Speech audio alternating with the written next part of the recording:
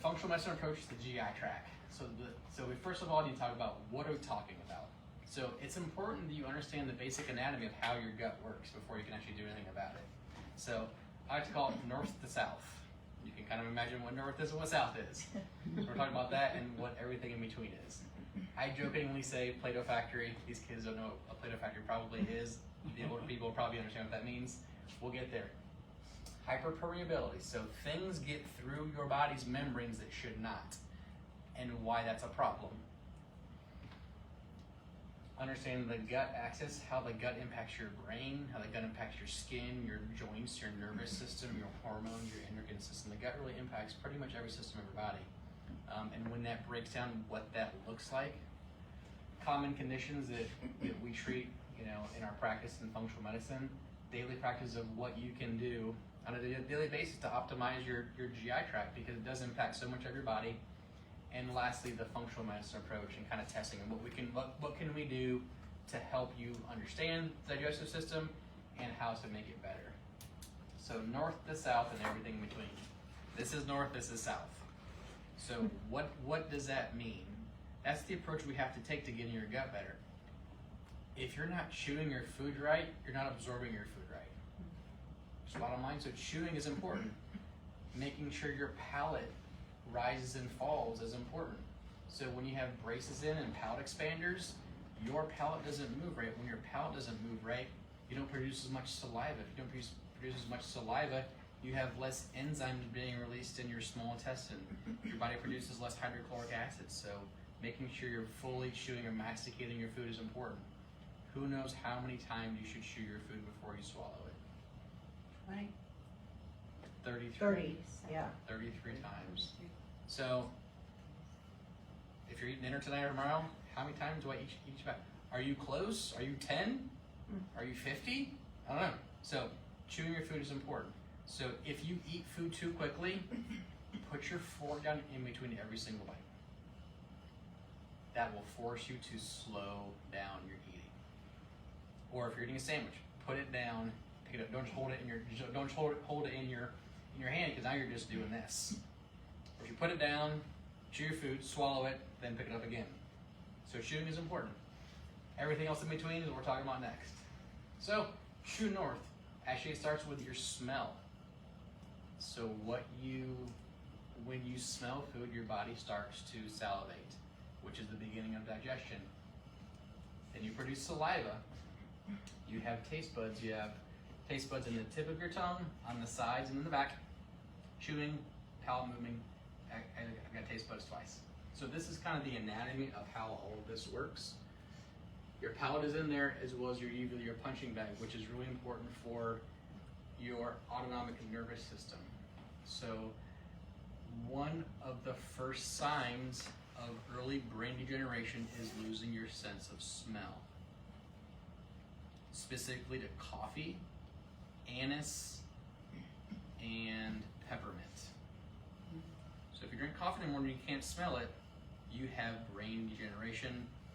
Unless you had COVID, and COVID does weird stuff to people's smells, but before the whole advent of COVID, the loss of 3 senses of smell increases risk of Alzheimer's and dementia.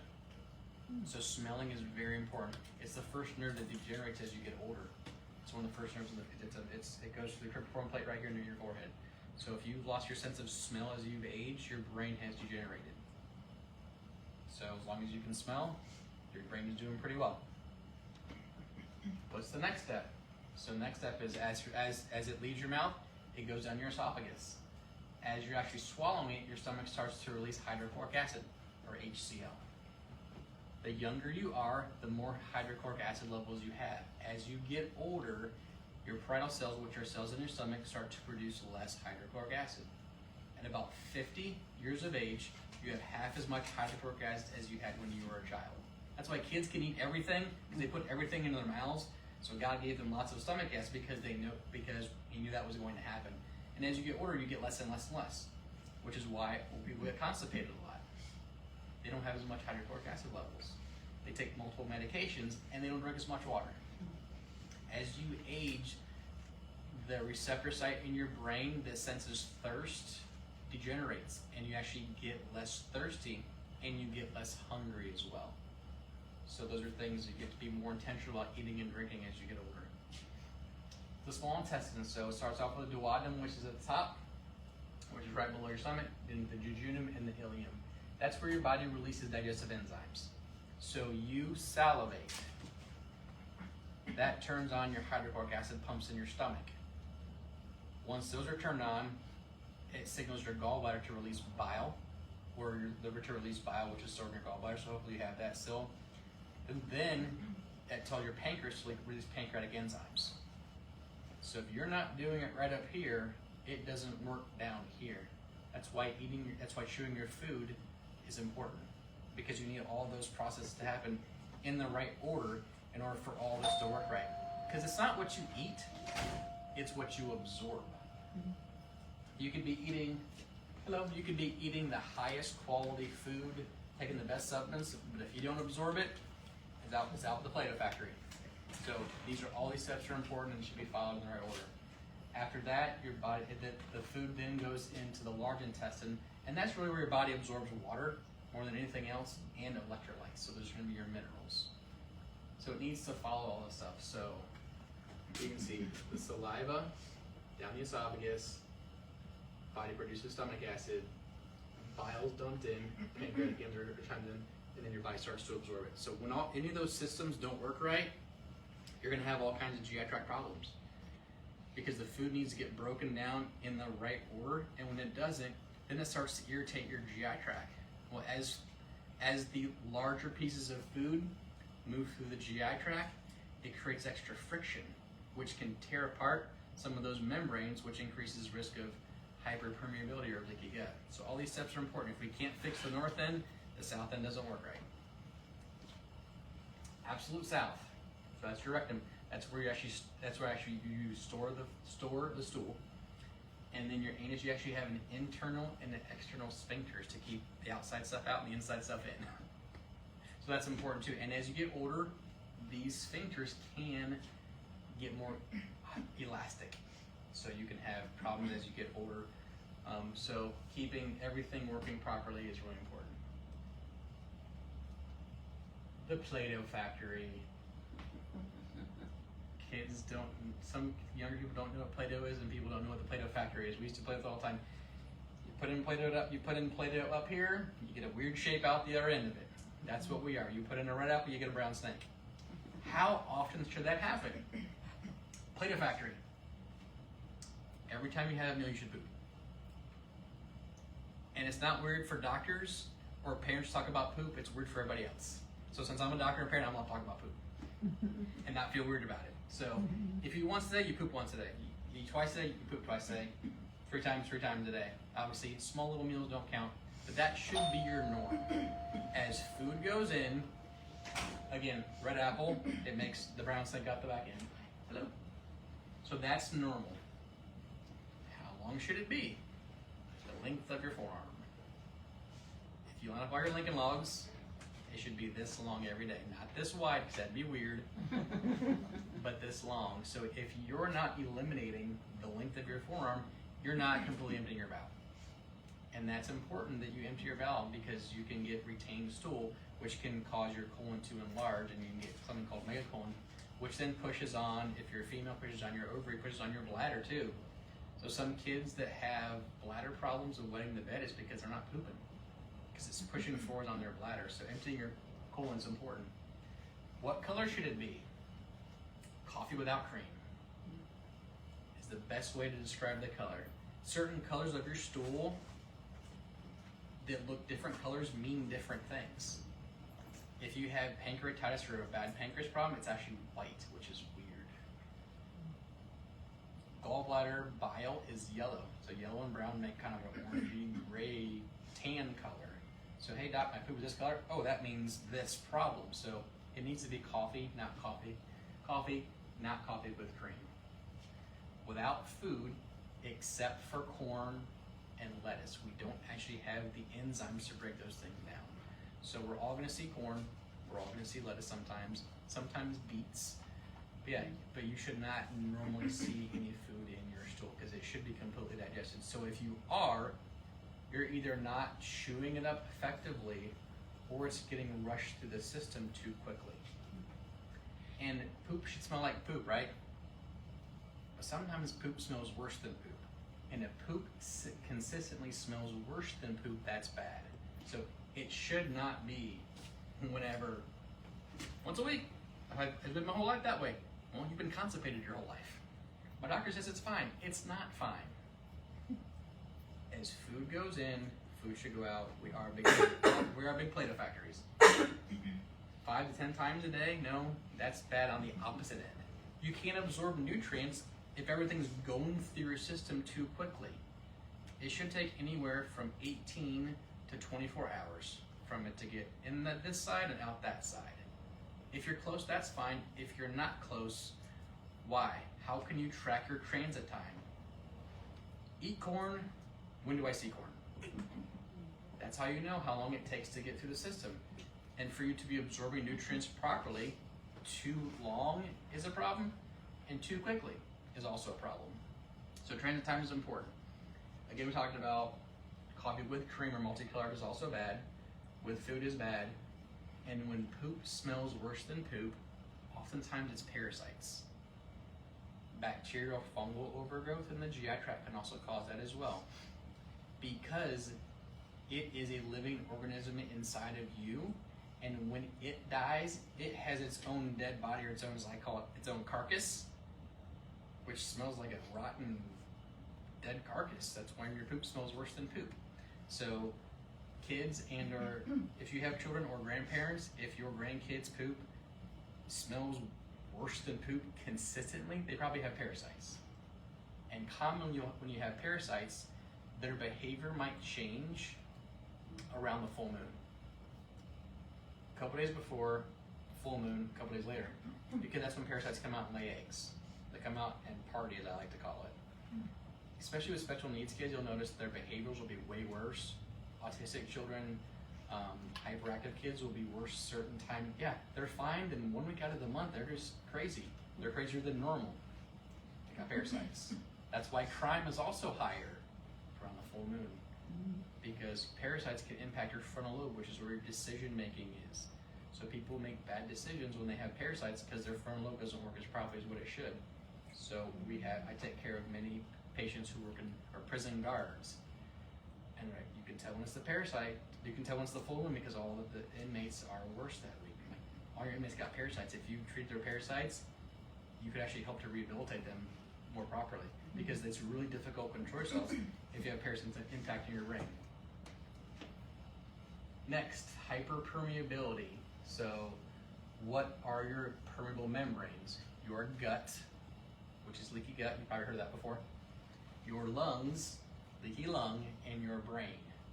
Those are the 3 membranes of your body that can become permeable. Things get through all those membranes that should. But the problem is when they're hyperpermeable, things get through those membranes that should not. And that's when it's a problem. So what are some causes or what are some symptoms that are associated with some of these hyperpermeable membranes? So mental health is stress on your brain, physical health, stress on your gut or your lungs based on what you're breathing in, medications, trauma, food, drinks, diversity, lack of diversity from your diet, pathogens, bacteria, fungus, parasites, things like that. So all those things can cause your membranes to go hyperpermeable. And I'm going to go into detail about all these things here in a minute. But I just thought this was a cool little video. It's like 2 minutes long, but it kind of explains it, kind of what it means with a cool info kind of graphic thing. So let's see. Wait, I think I pushed the wrong button.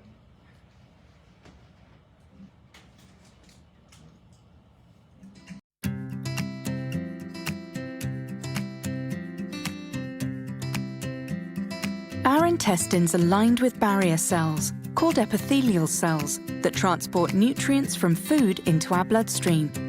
These epithelial cells have tight junctions between them to ensure that no undigested food particles, digestive waste, or toxins escape into our blood and create health complications.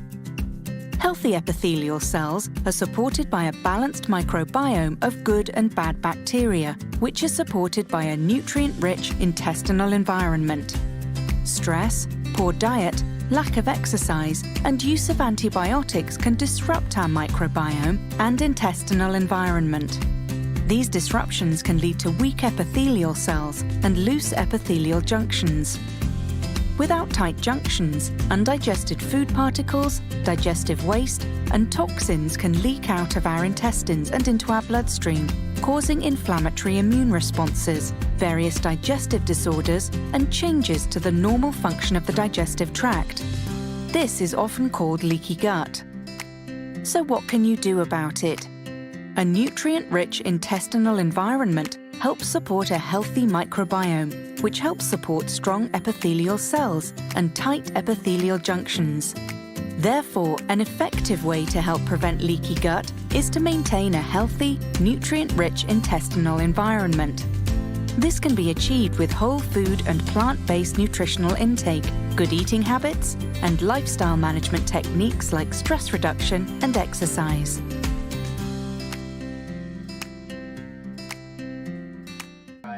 Kind of what leaky gut is. There's a lot of ways to treat it, but I have patients all the time. I don't have any GI tract problems. I have this horrible rash. I'm like, your horrible rash is coming from your gut. Or I get migraine headaches. I'm like, I don't have any gut problems. I'm like, but you have migraine headaches. So let's talk about what that means. So leaky gut. So like they just showed. So think of this as like shag carpet. And when these tight gut junctions get disrupted, things, typically food proteins, poop, and bacteria get through here into your bloodstream, which causes symptoms. So that's kind of an explanation about that. So what is an example when I have a leaky gut? Every time I eat this food, I get a headache. Every time I eat food, I get a skin rash. Every time I eat this food, I get joint pain. I get hives. I get congestion. I get a headache. My ears ring. That's a sign that something from that food is getting into your bloodstream, which impacts your entire body. That would be an example of having leaky gut. So we often run a food sensitivity test on our patients to figure out what's going on with their gut. So you have food allergies. I eat this food, I have an anaphylactic shock. That's not what we're talking about. That's a completely different problem. That's not leaky gut.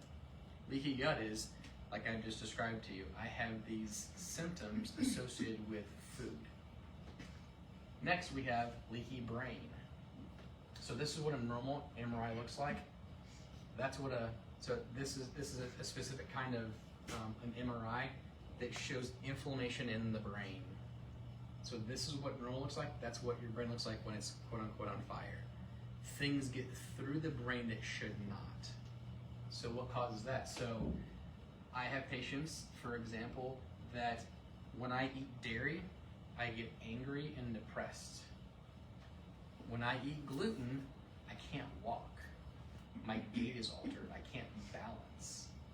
So that means that gluten antibody response, so you should not have an antibody response to gluten. It's only when gluten gets into your bloodstream that causes the response. If your blood-brain barrier is disrupted, wherever the weak link is here is where it's going to affect. I eat gluten, I can't remember anything. I eat gluten and I have tinnitus. There's actually a condition called gluten ataxia. When you eat gluten, you can't walk. I've had 2 patients that have gluten ataxia. They were diagnosed with Parkinson's. I'm like, because it gives you a funky Parkinson's gait. You walk, you have cognitive rigidity, and you kind of walk like this. I'm like, you got gluten ataxia. I'm like, did they do this test? They said no. They just said because I walked funny. Mm-hmm. I have it. I'm like, no. Like, stop eating gluten and go back to your doctor. Stop eating gluten. He's like, I guess you want Parkinson's. I'm like, I know. Gluten crushed their brain, and it always will because they had it for a long time. But those are signs. So if you feel fine, you eat food, and something breaks down in your brain, you have leaky brain. There's also functional medicine tests that we can actually measure to see if you have a breakdown in your blood-brain barrier. S100B protein should only be found in the brain. So when it's found in your blood, that means you have breached your blood-brain barrier. LPS, lipopolysaccharides, should only be found in the gut. So if it's in your blood, you have a problem with your blood-brain barrier. Traumatic brain injuries can cause this as well, so physical trauma. I've had patients that fell off their bike when they were 5 and had a concussion, and they don't show up with symptoms until their 30s, and they can't make that connection to that traumatic brain injury way back then is causing my mental health problems now, is causing my whatever now. Because the blood-brain barrier was disrupted and it took that long to present itself. So it's more common than you think. Or if you get sick, if you have an illness, and your brain just goes to pot. You can't remember, like every time I get sick, I get angry. Every time I get sick, I can't remember things. Every time I get sick, my brain I have horrible brain fog. Brain fog in itself is a sign sometimes of having a problem with the blood-brain barrier. So if you notice that trigger, food, stress, illness, whatever it is, then you have some sort of a neurological condition, it's a blood-brain barrier problem. And leaky lung, same thing. Air inside our lungs should not cause a problem.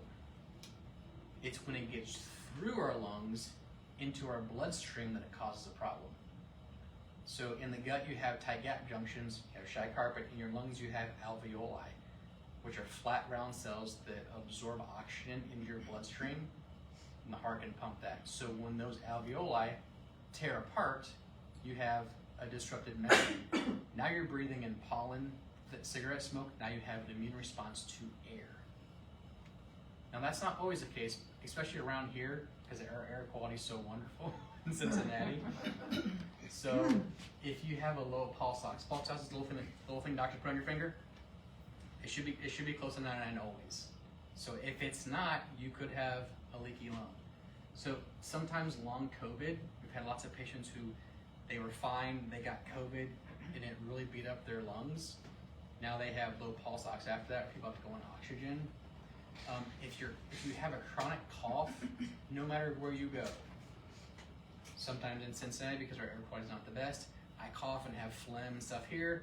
I go to Florida to visit my family, and I have no problems at all. It's not really leaky lung, it's Ohio. It's leaky Cincinnati lung. But if it's no matter where you go, that system persists. It's your food, because you might be eating the same things here that you do there, or it's your environment, it's what you're breathing in. Or it's both, potentially. So one functional medicine doctor that I'd like to learn from, there's really no good test for this unless you treat them and they get better. Notice what it was. But if you should be able to breathe in forcefully 3 to 5 times really quickly without coughing. If you cough after that for a few seconds, that can, not always is, but that can be a sign of having a leaky lung. Because what you're doing is you're inhaling forcefully, which opens up that alveolar junction in the lungs and causes you to have that response. So it's really hard. And you should be able to do that with no problem at all. But if you do that and you're like, that's not normal. So you can try it here, try it at home. You shouldn't cough when that happens. And if you do, probably have a leaky lung. So we'll talk about how we fix that later. So we talk about the gut axis and the different axes in your body. How much the gut impacts your brain, your nervous system, your skin, your endocrine system, which is your hormones, your cardiac function, I think everyone knows what that is, and your immune system. So those are all the things. That's why we call it axis. It's one thing that affects lots of things.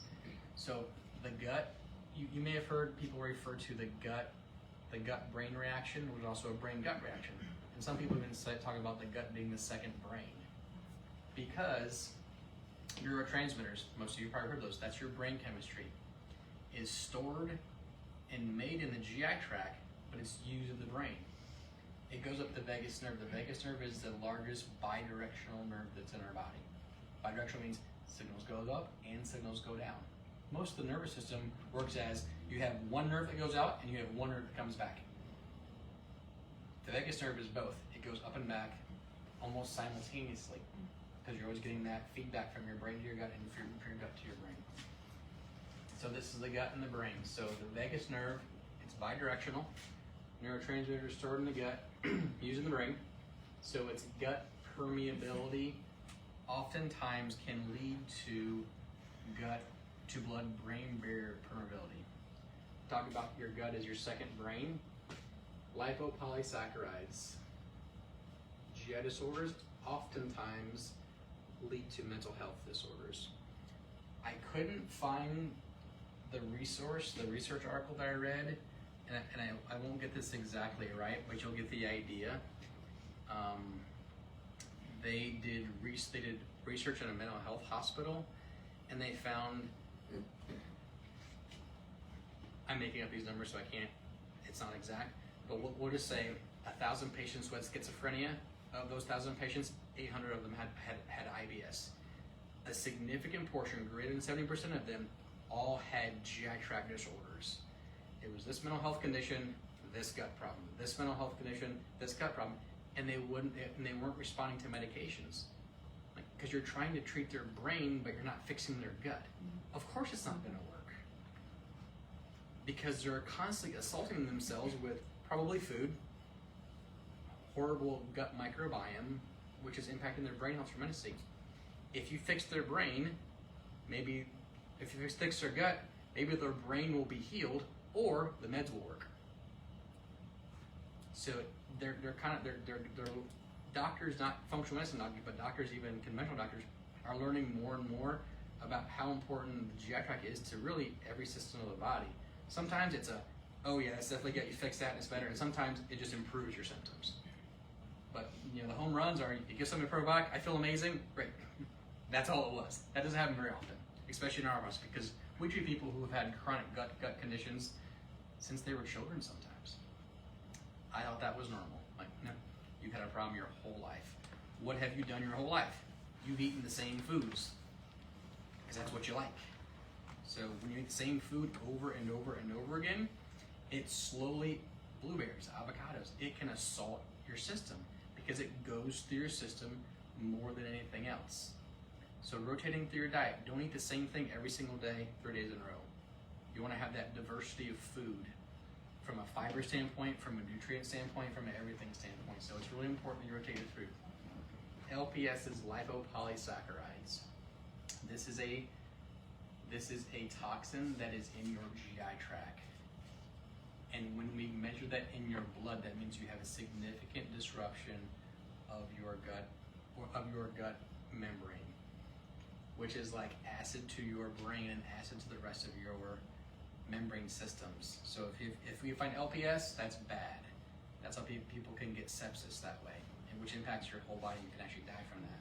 We don't find that a lot, but we do look for that on our GI tract test, and we find that. If we can fix that, it changes people's lives forever. So I'm excited to find that, but I'm also, oh, this sucks for this person, because it's not good. But we find it and fix it. Next, how does a gut impact your nervous system? So you have several different types of kind of nervous systems in your body. So this is your enteric nervous system. So this is the nervous system that impacts your GI tract. So we have over 1 million nerve cells in the lining of the gut, which is a lot. So that's gonna control blood flow to your gut. If you have cold hands, cold feet, low libido, male pattern baldness, those are all signs of having low blood flow to your extremities. If you don't have blood flow to your gut doesn't work well either. You can't just assume that your blood flow is fine because you don't have symptoms. We have to make sure your gut flow is fine. Mucus production is also important. It helps your stool to slide through the GI tract easier. So mucus production, and then motor control, the actual peristalsis, the constriction of the gut to move everything through the tubes properly, is all controlled by the nervous system. You can actually develop peripheral neuropathy, which means you can't feel your hands or your feet because of the gut. So we've all had butterflies in our stomach, right? That's inflammation going from your brain to your stomach. Your brains don't want inflammation. Inflammation is one of the worst things to happen in your brain. So when you get nervous and it gives you a stomach ache, this is what's happening. This mechanism is going on, and if it remains, eventually people will develop neurological autoimmune conditions like MS and things like that once this system is disrupted, and how the gut and the immune system is impacted by the GI tract. Gut and joints and nervous. So oftentimes I say, and I've read, and you probably heard me say this before if you're a patient, that the skin is a external portrayal of the health of your gut. The healthier your skin is, the healthier your gut is. Now, can you have gut problems and no skin problems? Yes, you can. But if you have a skin problem, especially that never goes away, and the creams don't work for it, it's your gut. So people show me all the time, I'm like, I got this skin funk. I'm like, well, put some hydrocortisone cream on it, or some tea tree oil. If it doesn't fix it, it's not a dermatological problem, it's a gut problem. If you put some creams on it, it goes away, it's just a skin thing, just a skin funk, but oftentimes it's not. So if you are prone to developing rashes, if your face flushes, if your esophagus or chest flushes after you eat food, you have this problem. Because you also have bacteria on your skin. So you have skin probiotics, you have mouth probiotics, you have sinus probiotics, you have breast probiotics, you have vaginal probiotics. We have probiotics all over our body, which are mediated by the gut. So when your gut's disrupted, that's why you can get skin rashes and things that don't go away on the outside because it's an internal problem. And food can cause pain. Every time I eat this food, this joint hurts. Myself, for example, weird thing. I tell it to lots of people because it's weird. It's weird to them, makes sense to me. Every time I'd go to the Reds game, I'd walk out, my elbow would hurt. It's dumb. Like, is it because I'm sitting in the stadium seats and my elbow's kind of sitting funny on the rest? And I'm like, no, I don't know. I just kind of disregarded it. It wasn't a big deal. I'd wake up in the morning, it'd be gone. So I eat peanuts at the Reds games because it's what you do. But I don't eat like 2 handfuls. I eat the entire bag, which is like a serving of like 12. So I have 12 servings of shelled peanuts, which are inflammatory in general. But I eat a lot of them. So then I'm watching the Reds game at home, eating shelled peanuts. Man, my elbow hurts. I'm like, duh. Of course it hurts. Peanuts makes my elbow hurt. Peanuts still make my elbow hurt if I eat too many of them. I can have some and I'm fine if I have too much. So I have some disruption of my gut that inflammation from shelled peanuts impacts. So we're not all prone, we're all prone to these things. And that's kind of what this diagram here is talking about. So as you get the dietary proteins going through the gut, it can directly impact inflammation in your skin, which disrupts the good bacteria, the microorganisms of the actual skin itself. That's how that works. And then it disrupts your neurotransmitter, your brain health mechanism in your body. Gut in your endocrine system. Endocrine system is your hormones. Pituitary, thyroid, adrenals, ovaries, kind of main organs for your hormones. But when you have diarrhea constipation around your cycle, gut hormone excess, when you get stressed out, emotional stress, and then you have a GI tract response, because that's going to impact your cortisol response. So emotional stress again causes the butterflies in the stomach, and then GI tract symptoms. Also, blood sugar metabolism. So if you get hangry, more hangry around your menstrual cycle, or more hangry around stressful type things, or you have GI tract symptoms, constipation, diarrhea, bloating, we know that you have a problem with your gut and your endocrine system. And you've got cardiac, which people are like, huh? Oh yeah, there's a gut cardiac access too. So there's a marker that we look at, TMAO. So TMAO has been researched, and they found that it's a bacteria in your mouth. You've all heard, I don't know if you've heard of having gut problems, or having a mouth problem, like a gum infection can cause heart attacks. That's how it works. TMAO. So it's a bacteria that if we find it in your blood, we know that you have a disruption of the gut microbiome, which gets into the bloodstream, which is extremely inflammatory for your heart. So when people have to take multiple blood pressure medications, we oftentimes find TMAO levels high. We fix that, and oftentimes their blood pressure normalizes. And we don't give them oregano oil or antibacterial things, we give them antioxidants. Because antioxidants help to fix that mechanism in the mouth to make their heart health improve. Endotoxemia, we talked about that, can be caused by elevated LPS lipopolysaccharides. Arteriosclerosis is higher, significantly higher in patients who have inflammatory bowel disease. So the hardening of your arteries can also be impacted by the gut, because the gut is one inflammation, so it's going to get everything it can to get it out of its system.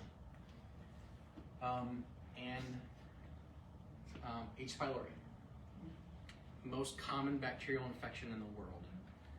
We're exposed to H. pylori all the time. If we were to go to all these restaurants around here, we would probably find H. pylori. It's a bacteria, it's kind of on surfaces around foods. When your gut is strong, it doesn't bother you. When you have adequate levels of stomach acid, it doesn't bother you. But as you have lower stomach acid, it's a bacteria that actually lives in your stomach. And they found through research, when you have H. pylori, that bacteria can get into your bloodstream and cause hypertension and heart disease. So it's more than just I get bloated after I eat meals. It's your gut is really significantly impacting your cardiovascular system. So, but just because you have H. pylori doesn't mean that you're going to have heart disease, but that's a commonality. The longer you have it for, it can really impact your cardiovascular system. So we test for it, and then we do supplements to kill it. And that's really saving your heart and your liver both, actually. And then the gut immune, we see so many yogurt commercials. Hey, eat this Activia yogurt to help boost your immune system. And it does. You get a couple thousand. We give people millions and billions and trillions of bacteria in supplement form. A couple thousand from yogurt's beneficial, but it's not going to be a game changer. But when it is, we know that you get a significant breakdown of that gut immune system if a simple bacteria, a simple probiotic helps, or a simple yogurt helps. That's just because that shouldn't help you feel better. If it does, you got bigger problems than that. So it's important that you get as much diversity in the gut as possible, because that helps to keep those tight junctions healed so that things don't get through. So plant fiber diversity is really important. And if you don't eat plants, that's bad. So we give supplements that are high in butyric acid, butyrate. So that helps to heal. That helps that's pre and probiotic food to help to heal the permeability of those membranes. And I'll get to what we recommend later for this. But the stronger your gut is, the healthier your immune system is in general.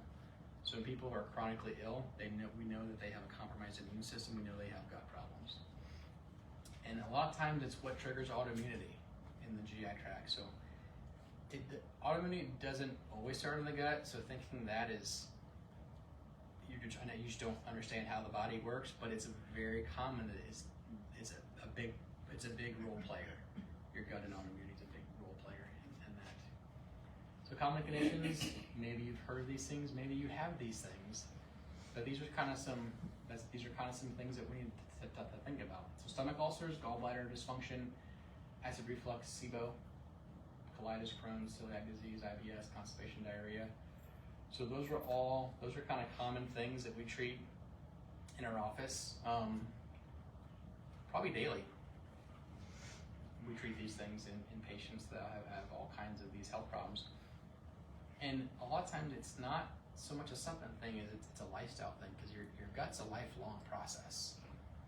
More so than just take the supplement to kill it and it gets better. It's like, why did you get it to begin with? What's wrong with your north to south that allowed these things to happen? So if you don't chew your food enough, your parietal cells don't produce enough stomach acid. When you don't have enough stomach acid, your body produces stomach acid when it should not. Oftentimes that's what causes acid reflux and stomach ulcers. H. pylori reduces your stomach acid, which causes your body to produce stomach acid when it should not. That's a stomach ulcer from stress. Gallbladder dysfunction. People get their gallbladder taken all the time.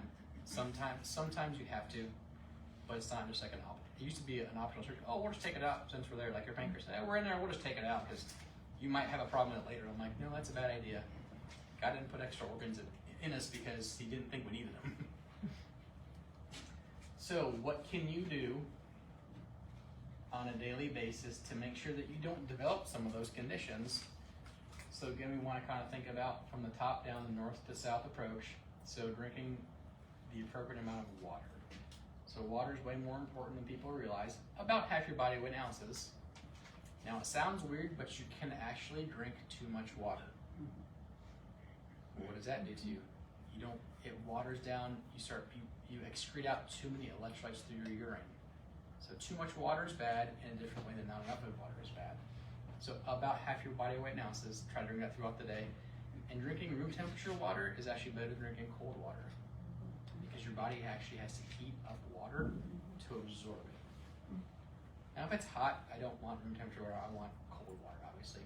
But drinking warm temperature water, which our water machine actually has cold, room temperature, and hot.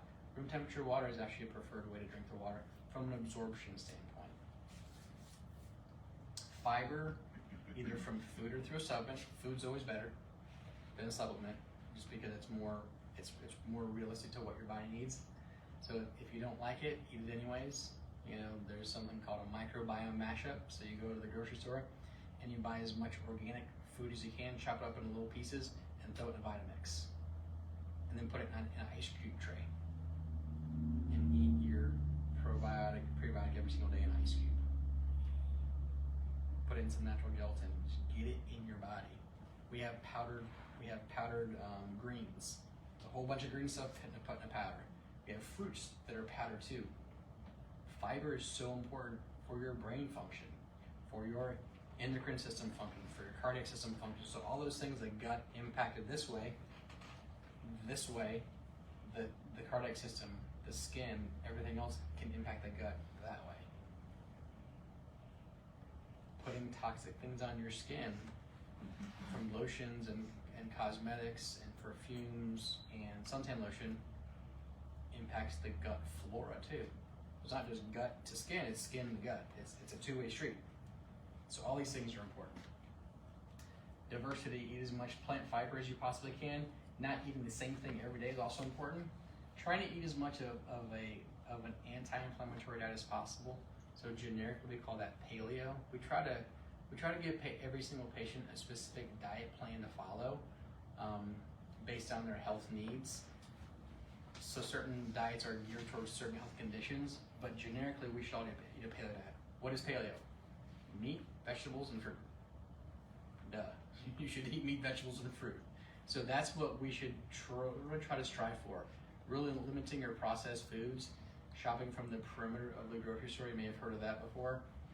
Going to farmers markets, knowing where your food was grown is important. Knowing if you're eating animal protein, which I think is fine, as long as you know what your animal protein ate. So it's not so much the meat, what did the meat eat?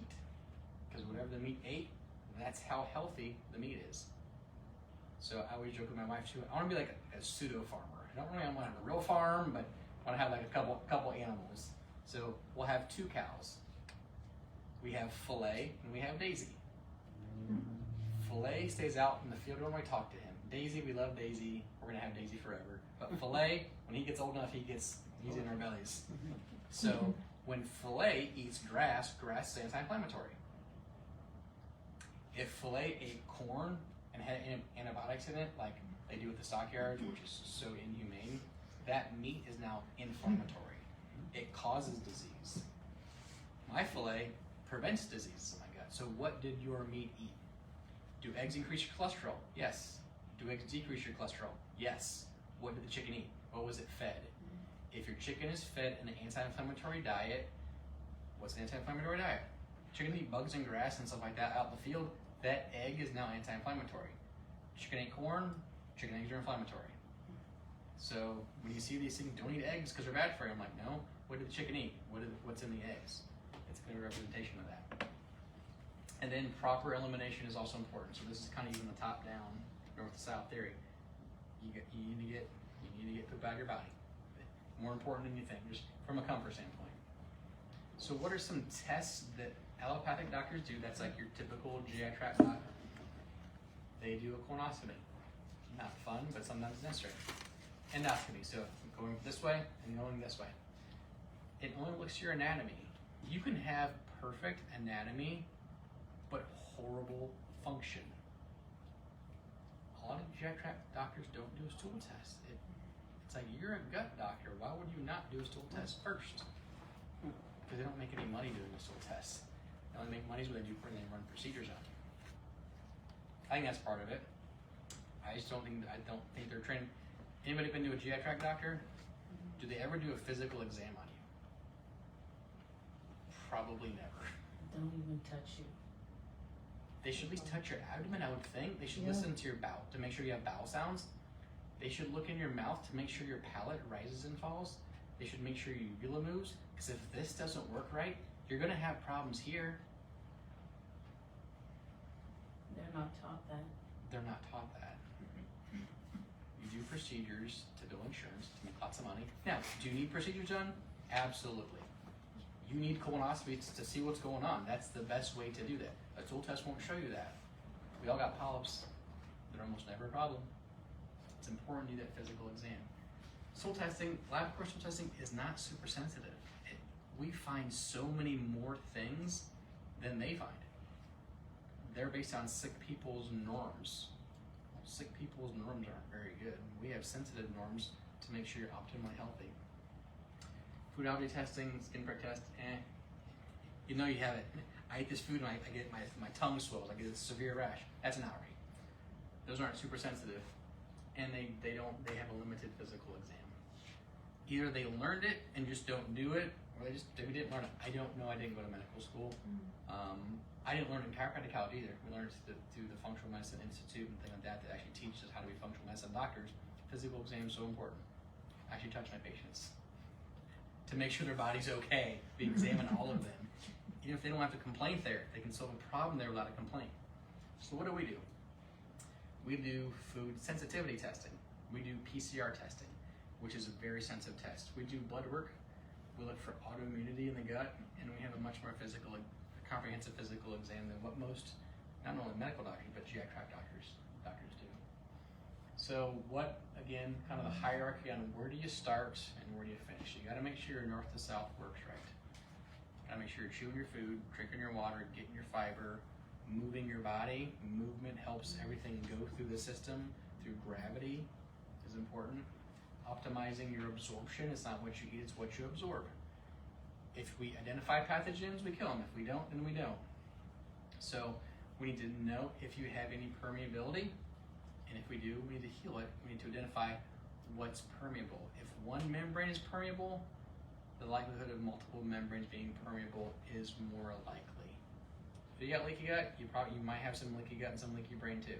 So by fixing one, this is for the gut, this is for the brain, we work on all of the membrane permeability healing at the same time. The one thing that works for the gut, works for the brain, works for the lungs.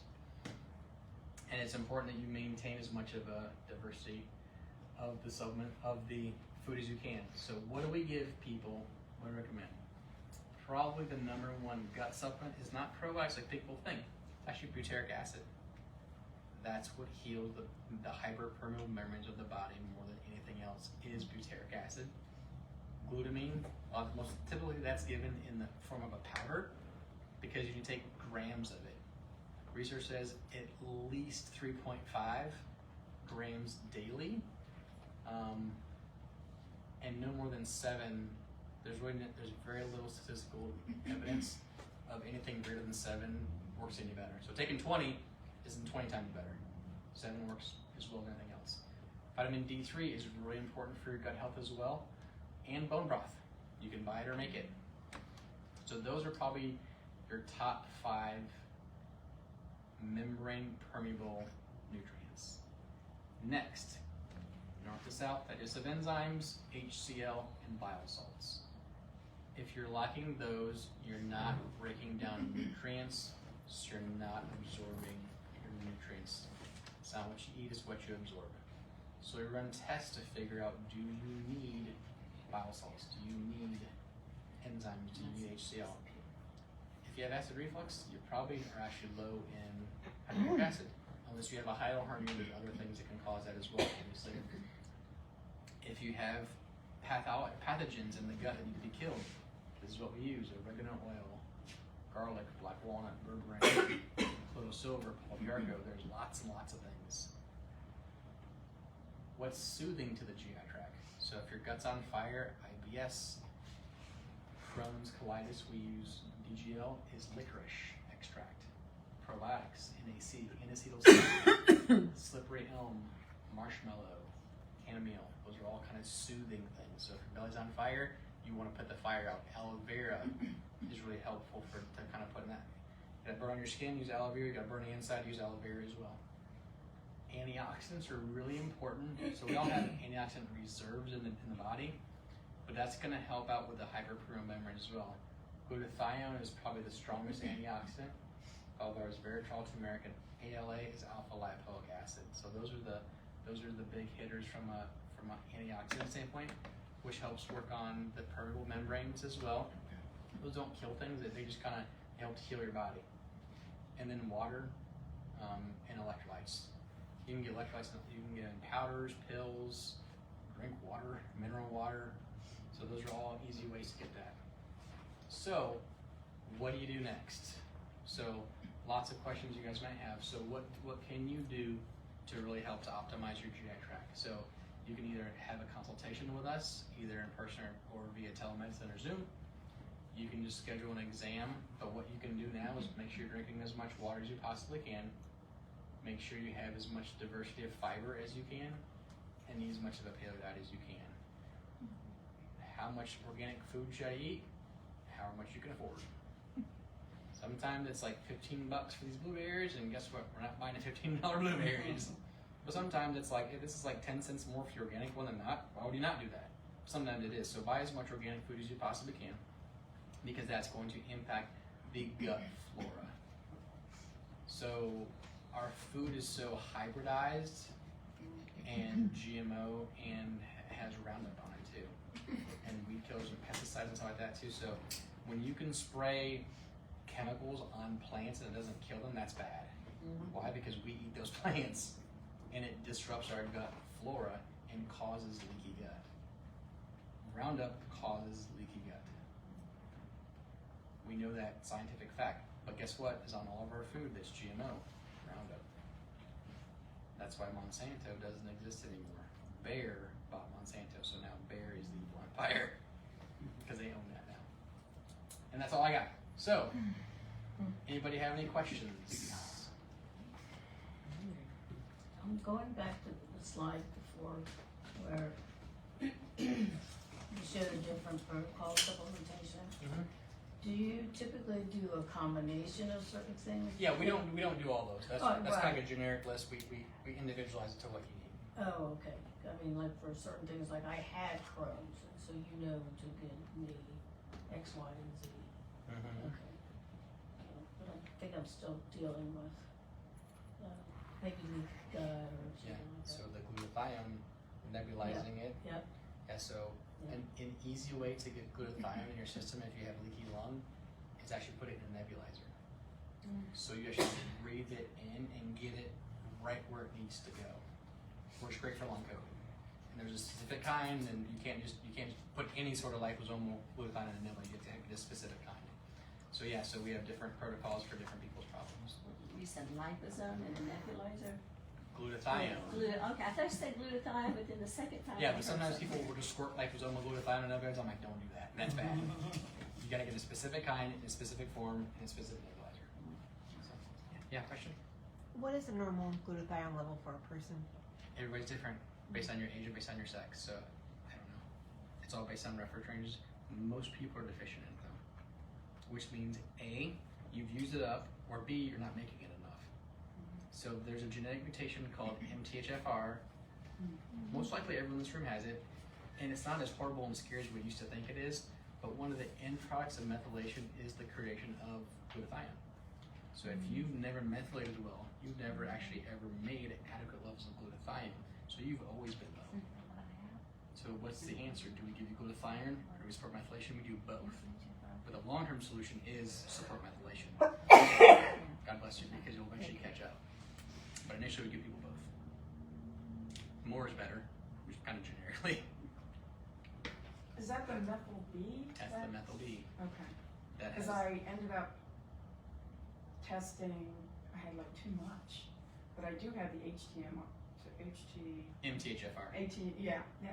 You can over-methylate, yes. Okay, so they took me off that, but. Yeah, you can overdo it. And you know that you're overdoing it when you feel worse. Take it. God bless So Thank you. Yeah, I couldn't. yeah, because you're over detoxing people. Alright. So you're basically turning on a mechanism they've never used. So everybody's like, look what I can do now. I can clear house. But for some people that's bad. So then you figure out how much if it's too much, if this one, then we go this one, we go this one, then we go this one. Sometimes it's just a kid's dose of it, or it's liquid drops. It's like, I'm gonna take a drop. Do I tolerate that? Yes or no? So everybody's different. So is the MHTFR whatever, I was tested for that years ago and they wanted me to take this pill that was $100 a month. Yeah. And so is glutathione the answer to that? No. It's The not. end product of methylation is glutathione. So you start here. In the beginning, you give people methylfolate and methyl B12 so their body can make glutathione here. Okay, So so this and is- I obviously am not making it if You're not making it, which is part of why you have a GI tract problem. Good. So taking methyl Bs, that's the long-term solution. We'll probably give you both now. Sure. Two questions. Okay. Can you talk more about SIBO, what's good for SIBO? And the second question is functional medicine covered by insurance? And I'm sure the caveat might be it depends, or. Yes and no. Parts of it, we try to run as much stuff through insurance as we can because my goal is to save you money. Right, yeah, But it's like, this is what's covered, this is what's not covered, this is this, and this is this. okay. SIBO is tricky sometimes. So one, if everything causes you to bloat, but specifically if you take a probiotic and you bloat big time, you have SIBO. So we have to starve it and kill it. Okay. Oftentimes people have a problem with their ileocecal valve, which is right here. So hydrochloric acid should cleanse and should sanitize the small intestine after you eat food. But if you don't have enough stomach acid, you can't completely cleanse it. So the bacteria gets left there. It creates inflammation in the ileocecal valve, and the bacteria from the large intestine gets into the small intestine. That's what SIBO is. It's fed by simple starches. So we have people follow a low FODMAP diet. So if everything makes you bloat, probiotics make you feel horrible, or if you start eating a low FODMAP diet and you feel so much better, you have SIBO. We have some fancy tests for that. We actually use breath tests. So we do a breath test and see if you have methane, hydrogen, or sulfur. There's 3 different kinds because those gases are excreted by the bacteria in the wrong part of the gut and they come out of your mouth. So now you have bad breath that never ever gets better and always has some sort of funky white coating on your tongue. So you have SIBO. So we have people do an elimination, like a specific elimination diet, starve it, kill it. The goal is to try to add those foods back in, and if it's all gone, we got it all. If it's not, then we got it. There's also some medications that are also good for it as well. Sometimes doctors will prescribe them, sometimes they don't. But yeah, it can be tricky to identify sometimes. There is, excuse me, there is a test. There's a breath test. Yeah, You know, this is saliva. Dr. Kachi, I did it for him and I came up positive for SIBO. Okay. Yeah, it's saliva. It's kind of a few hours. You have to take it every few hours and then submit it to the lab. Okay. I've never heard that. Yeah. Well, we don't use that one in years, but yeah. Okay. thank you. Yeah, no problem. And A question on transit time. You started out, you were talking about poop and transit time. What's the optimal transit time or typical? 18 to 24 hours. So if you don't know, eat corn. When do you see corn? Pretty cool. If it's too quickly, that's bad. If it's too long, that's bad too. Magnesium, I didn't see up here as a supplement that is what I use a lot. I mean, like I had heard that we tend to be low in magnesium and it helps with going. You should not need magnesium to poop. Okay. You use it prophylactically to make sure that you do. Yeah. And you don't use magnesium glycinate probably, right? You use oxide, you probably use magnesium oxide or citrate because your body doesn't absorb that well. So it goes through your system. Okay. So you're using it as you would potential laxative, Okay. but you shouldn't need it. But yeah, most of us are deficient in magnesium. One, because it's less of it is in our soil than it's ever been before, because the farmers don't replace it. and two, it's a large molecule. So if you're low in stomach acid, you can't break down the molecule small enough to absorb it well in the GI tract. Okay. Just like, so when you see people who are low in iron, B12, D3, and magnesium, we know that's typically a sign of having malabsorption issues. When all of the big minerals, because they're large size molecule, so it's harder to absorb in the gut. Say the ones that, the deficiencies? D3, Yeah. iron, magnesium, and B12. It's Sounds like uncommon me. that you're deficient in all of them at once, but if you are, then you're not absorbing stuff as well as what you should. So again, are you chewing your food enough? Are you producing enough hydrochloric acid? As you get older, I think you're over 50. You have less hydrochloric acid levels. You're close. So, Yes, I'm way over. so you add some HCl in there, and it makes everything happen better. Yeah. So it's why do you need to take magnesium? Yeah. Anybody else got a question? Just, when you've had parasites, Mm-hmm. or you've been through, all the protocols, it's been several years, Mm-hmm. can you still have being affected by, like, the damage from the parasites? Absolutely. Like for example, people have parasites, they have impaired mental function. You don't have parasites in your brain. They're affecting your brain. Because they were in your gut. Because they were in your gut. Right. Yeah, Right. but you manifested the symptom in your brain or in a joint. Yeah, you can have long-term damage. And how do you know? Right. It's hard. So the goal is continue fixing those hyperpermeable membranes. So you probably have some degree of permeability left. So things are getting through that shouldn't, which is still manifesting as a symptom. Yeah, because I don't have a lot of symptoms. Yeah. In that sense, but I have other symptoms that are just weird. Yeah. Just weird. So you just have weird stuff in general. I just have weird stuff. And some people do. But Yeah. That's why you come here, because we treat weird things. Because we look at your physiology, we look at base level, what's going on, not just drug for symptom or even functional medicine doctors. Symptom equals supplement. That's the same thing as a drug and a symptom. It's the same thing. It's just we call it green pharmacy instead of drugs. You're still using a supplement for a symptom. Why do you have the symptom? Run the right test. Understand how to interpret it right. Use a supplement to heal the body, then teach them lifestyle medicine to heal the body forever, and not have to take 80 supplements every single day for like forever. Like that sucks too. Right. Well, that's what I was thinking, that I'm not absorbing. Potentially not absorbing nutrients as well as what you supplements. should. Yeah, that's definitely a thing. So now what do? IVs. Pardon me? IV therapy. You put the nutrient in your blood. Oh. You absorb 100% of it. Oh. And sometimes you can use transdermal patches Mm-hmm. to get nutrients in your body. So we're going around the gut into your bloodstream. So malabsorption can be tough. And there's tests that you, of course, Yes. would do before. Correct. Yeah, generically everybody can get an IV, but how much is really benefiting you? Right. Some people, if you feel amazing after a Myers cocktail, you're nutrient deficient. You shouldn't feel amazing. I feel a little better. Okay, good. But if you're like, man, I feel a night and day difference, that means you're deficient in nutrients. Yeah. Another way to tell if you're deficient in nutrients is after you eat food.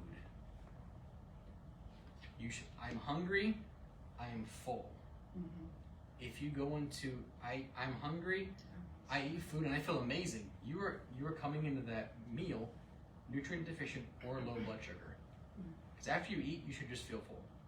You shouldn't feel tired, too many carbohydrates, too much of a glucose insulin surge. Or if you're coming in low and you feel amazing, that means you're coming into that meal low, deficient in nutrients and or sugar or both. So you should just feel full and then move on. Evie? I have two questions. One is eczema in kids related to Almost always. gut issues? Almost always. Food sensitivities typically. Okay. And then the second one is related to IBS. Mhm. Is that something that can be completely treated? Absolutely. Like 100%? Yeah. Or It's that- a syndrome. It's a condition of gut symptoms. And typically it's going to be constipation or diarrhea or a combination of both. Why do you have it? So lots of different reasons why you have it. But starting with that north to south approach is really important. Making sure you're chewing your food enough. If you have dry mouth, Your body's not turning on all these mechanisms that this turns on, which causes this to turn on, which causes this to turn on, which causes this to turn on. So if that's disrupted, doesn't matter what supplements we give you or what medication you take, you're not fixing the problem. And the answer is, we'll just take Linzest and make it happen, or the other things. So it's why. So if you're interested in becoming a functional medicine patient, we have some packets you can pick up here. If you have any more personal questions that you want to share with the group, you can talk to me afterwards. But if not, thanks for coming, thanks for your attention, and have a great evening home. Thanks. Thank you.